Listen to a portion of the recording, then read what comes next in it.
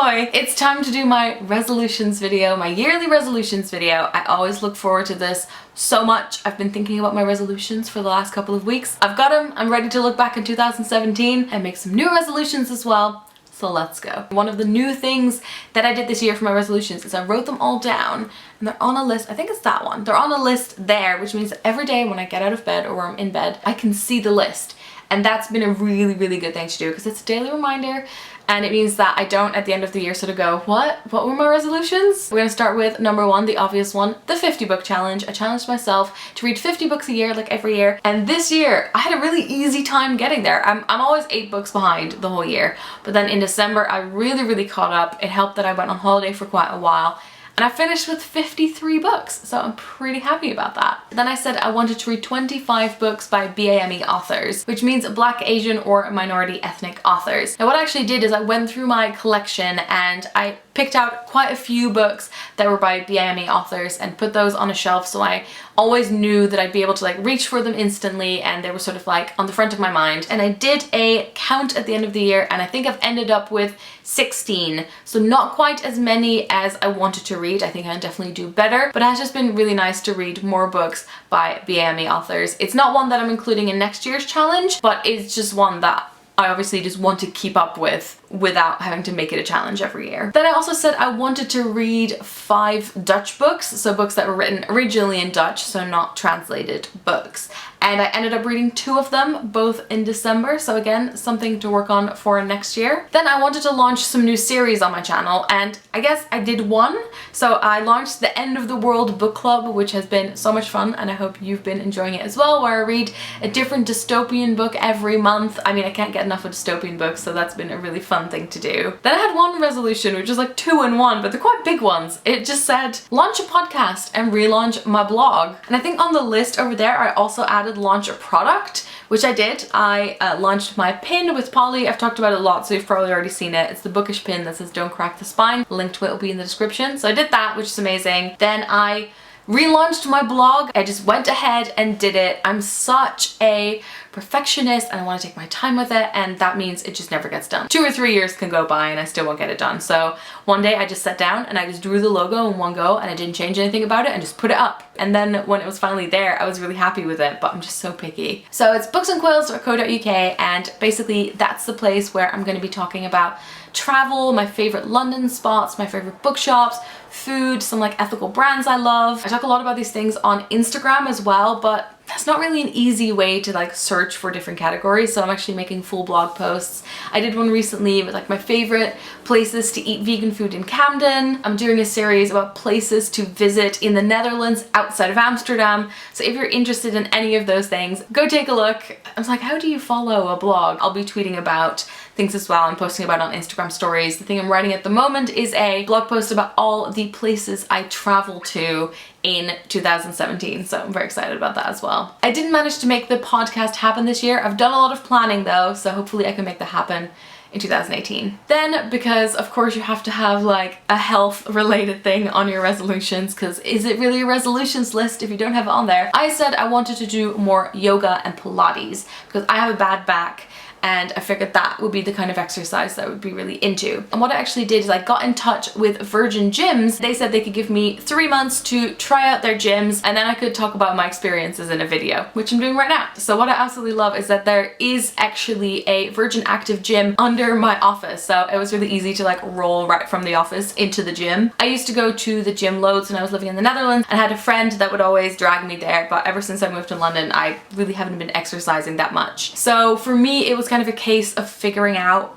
which things I would enjoy, and I actually went full in and like tried a bunch of different classes. I tried some things that I've always wanted to try and that I then realized weren't for me, which is fine. I tried aerial yoga, not for me, definitely not for me. I also did one class that was like the pace of it was way too fast for me, and then I rediscovered an old favorite, Zumba. I freaking love Zumba. It's so much fun. It's one of the classes that I do where I leave the gym so much like happier. So I don't leave feeling exhausted, but I leave feeling like energized. It's just a fun way to like move your body. I know that for some people Zumba is like their worst nightmare, so you kind of have to find the thing that works for you. Turns out I didn't really want to do yoga and Pilates at a gym, that's one that I might prefer doing at home, but I love doing group classes that are sort of have lots of music and are full of energy, and so Zumba was the one for me. Other thing I did as well, because there was a really nice pool at the gym, I took up swimming again. So I did quite a lot of swimming, and then the like cycling machine.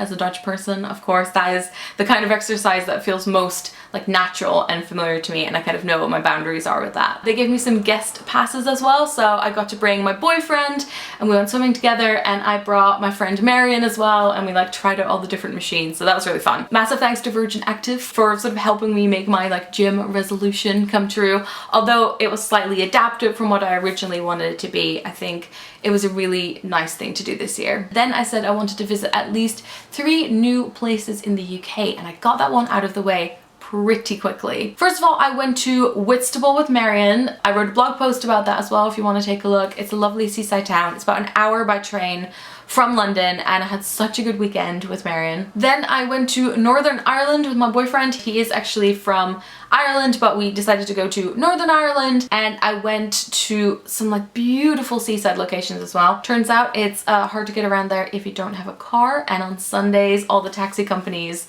which happen to be like one-person companies, when you call them they go, sorry, I don't have anyone for you today, aka I'm in my chair at home and I don't want to go. And then finally I went to Winchester with Rosianna for a day trip by train. Oh, and I went to Exeter with Lex, which was a video with Great Western, and I made a full video about that, so you can take a look at that. I think I did pretty well. It's going to be a returning resolution, but more about that later. Then I said, it's kind of a vague one, I wanted to buy more consciously. What does that mean? For me it meant just like have a think about when I buy things. Like, do I want to buy this? Do I need it? Do I need it from this website or this company, or should I find an alternative, or should I not buy it at all? It is one of those things that once you decide that that's a change you want to make, it takes a couple of months for it to click in your brain, if that makes sense, if that's something that you want to do. I think I really like went way beyond what I thought I would be able to do. So I'm curious to see where that's gonna go next year. And then finally I said I wanted to cook 20 new dishes from like videos or cookbooks. I didn't do incredibly well with this, but I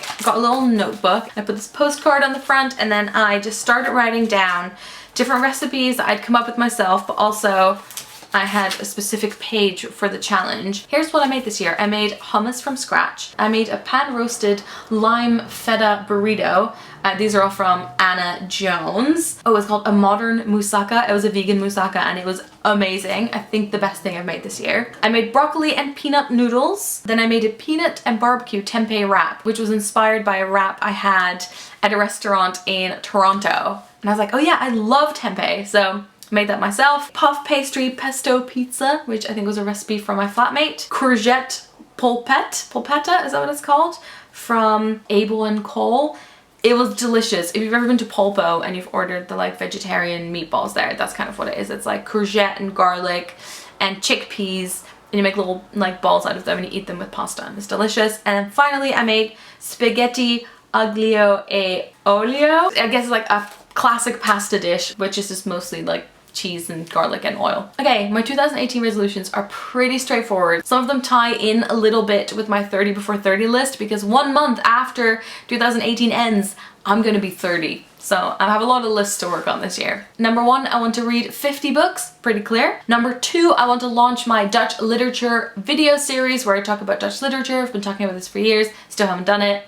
Have to get on that. I want to fill an entire drawing journal, so I want to do more drawing this year. I want to be a lot more creative this year. I want to do a massive digital clear out. I want to check all my hard drives, like clear out my Google Drive, unfollow a bunch of people, like do that kind of thing. Then I want to own less stuff. I'm constantly giving away books to friends and charity shops, but I have a lot more other like little bits and bobs that are gathered over the year that I just don't need and someone else would be way happier with, and like paper that I don't need anymore, things like that. Then to continue the buy more consciously one, I want to buy less single-use plastic. I know it's like almost impossible to totally avoid it, but there's definitely ways in which I can reduce it, like really easy ways, like going to the local farmer's market instead of going to Tesco's, or when I do go, buying like individual vegetables rather than ones wrapped in plastic. I want to see how much of that I can do this year. I also want to learn how to use Adobe Illustrator. Again, one of the things I've been telling myself for ages. I really want to launch another product, another thing. I